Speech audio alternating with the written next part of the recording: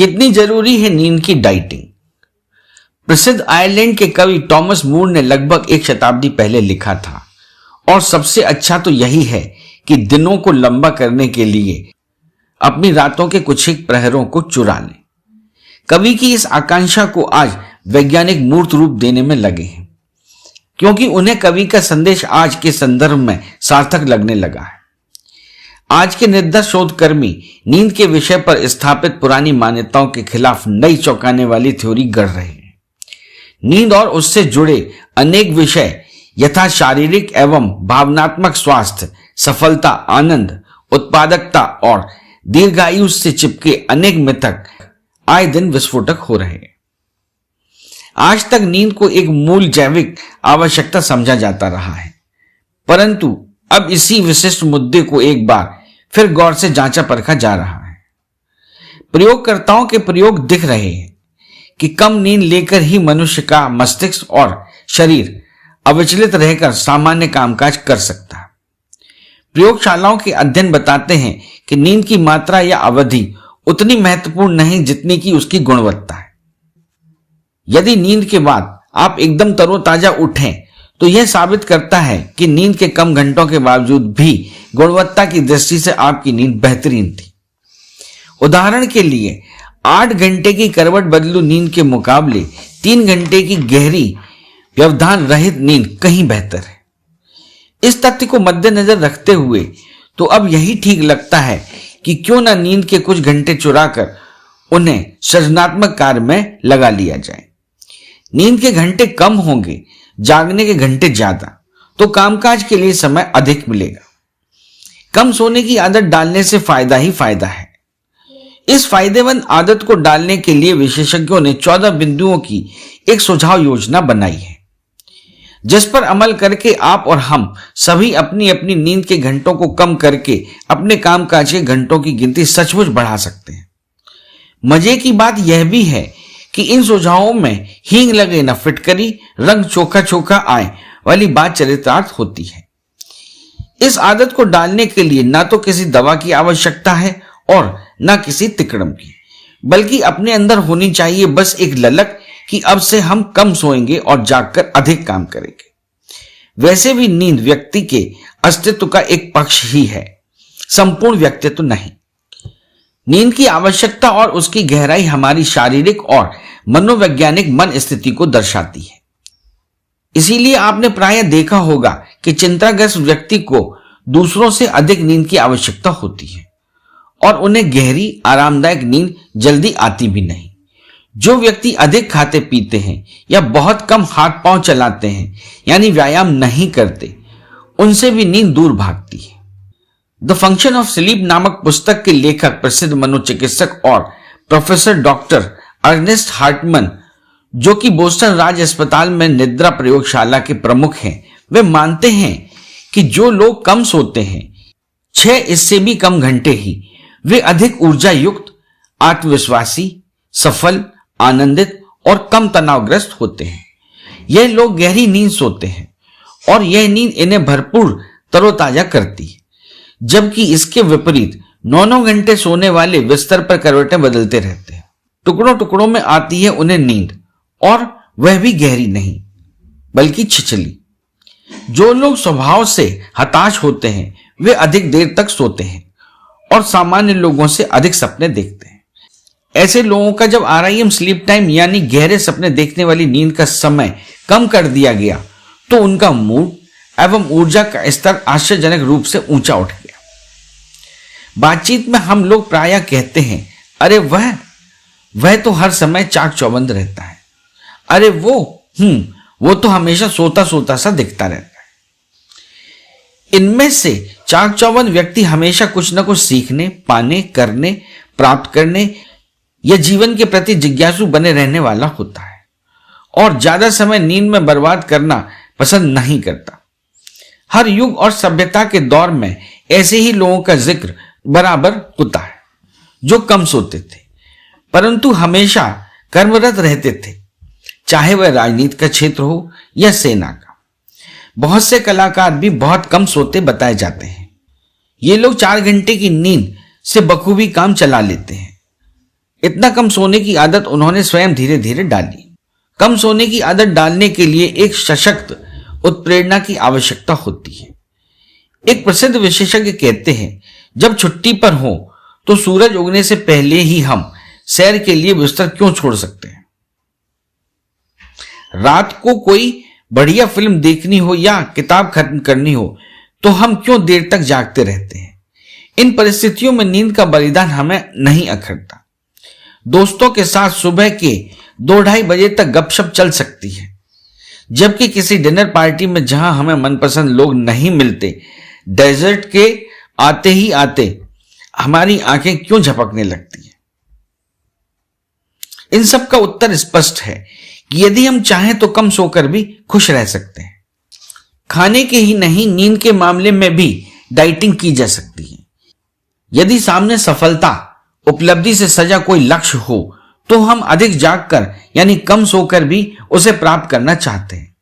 परीक्षार्थी परीक्षा के समय इसी उत्प्रेरणा के तहत रात भर जागकर पढ़ते हैं, जबकि घर के अन्य लोग खा पीकर 8 बजे से ही बिस्तरों में नाक बजाने लगते हैं।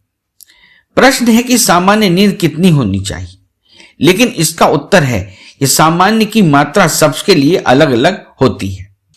नींद की अवधि भी वंशानुगत होती है। कुछ परिवार बड़े सुबक्कड़ होते हैं, जबकि कुछ स्वान निद्रा के धनी यानी कम सोने वाले। नींद को कम करने के विषय में विशेषज्ञों का कहना है कि लंबे समय तक सोने वाले धीरे धीरे 1 या 1.5 घंटे कम सोकर अपनी आदत छुड़ा सकते हैं।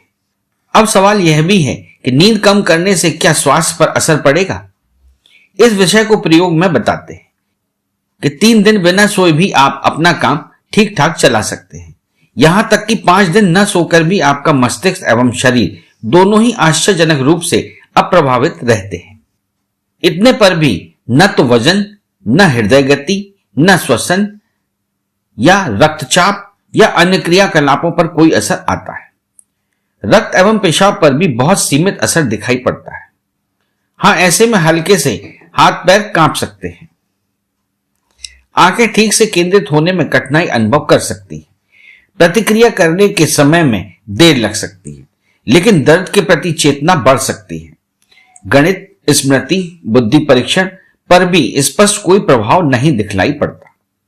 सवाल यह भी उठता है कि जब कम नींद लेने से कोई विशेष नुकसान नहीं होता तो फिर नींद की जरूरत ही क्या है। क्या बिना सोए भी काम चलाया जा सकता है। आज तक वैज्ञानिक यह पता नहीं चला पाए हैं कि सोने के बाद हम ताजगी क्यों महसूस करते हैं या कि नींद से हमारे दिमाग और जिस्म को क्या फायदा होता है। वैसे अधिकांश की राय यही है कि नींद स्वास्थ्य के लिए आवश्यक है, परंतु उनका यह भी मानना है कि आज तक जो निश्चित अवधि सही मानी गई है उससे कम सोकर भी काम चलाया जा सकता है। कुछ शोधकर्ता मानते हैं कि सदियों से हम सोते चले आ रहे हैं, इसलिए आदतन सोते हैं, लेकिन आज के माहौल में हमें आगे बढ़ने के लिए चाहिए काम से कुछ अधिक घंटे। इसलिए सोने की आदत को एकदम छोड़ तो नहीं सकते, लेकिन कम जरूर कर सकते हैं। अब शारीरिक काम कम है, पौष्टिक भोजन उपलब्ध है और ऐसे में हमें स्वस्थ रहने के लिए नींद की आवश्यकता कम है। पहले अंधकार होने पर यही बेहतर समझा जाता था कि अंधेरे के रहते किसी विपदा में पड़ने से अच्छा है कि आदमी सो जाए। सदियों से इसी एहतियात के लिए मनुष्य के शरीर और मस्तिष्क को ऐसी कंडीशनिंग की गई कि रात होते ही वह सोने की सोचे। आज स्थिति दूसरी है। बिजली के प्रकाश ने रात को दिन में बदल दिया है। कई देशों में रात भर टीवी चला करते हैं और ऐसे में नींद को चाहना या उसे लेना कुछ जमता नहीं, यानी उसके बिना भी रहा जा सकता है। लेखिका फिलिस आई रोजेंटर जीवन भर रात को सो न सकी, लेकिन अपने उन हजारों जगह घंटों में उन्होंने 20 किताबें लिखी हैं।